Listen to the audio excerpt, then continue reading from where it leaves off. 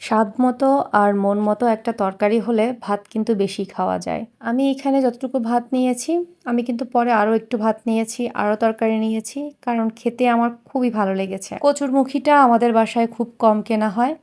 আর কচুরমুখী যখন কেনা হয় তখন হচ্ছে আমি কয়েকদিন বাসায় রেখে দেই। মানে একটু পুরাতন হলে তারপর হচ্ছে আমি কচুরমুখী রান্না করি। এখানে হচ্ছে আমাদের অনেকগুলো বড় বড় চিংড়ি মাছ এনেছে আর ওগুলোর পা গুলো দেখেছেন কত বড়, একদম কাঁকড়ার পায়ের মতো। তো আমি চিংড়ি মাছগুলো রেখে শুধুমাত্র পা গুলো নিয়েছি আর 3-4টা এখানে চিংড়ি মাছ নিয়েছি তরকারির জন্য।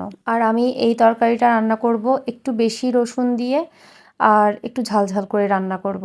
এই সামান্য কয়েকটা মাছ আর কয়েকটা মাছের পা দিয়ে যখন আমি এই তরকারিটা রান্না করেছি, যেহেতু আমার কচুরমুখী অল্প, তারপরও স্বাদ এত বেশি হয়েছে আলহামদুলিল্লাহ। মাঝে মাঝে আমি নিজের রান্নার প্রশংসা নিজে একটু বেশি করে ফেলি, কারণ হচ্ছে আসলেই খেতে মজা লাগে এজন্যই। আর আমার হাজব্যান্ডও অনেক পছন্দ করেছে।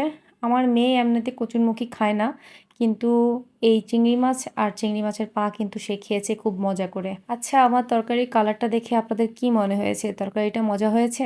কমেন্ট করে অবশ্যই জানাবেন।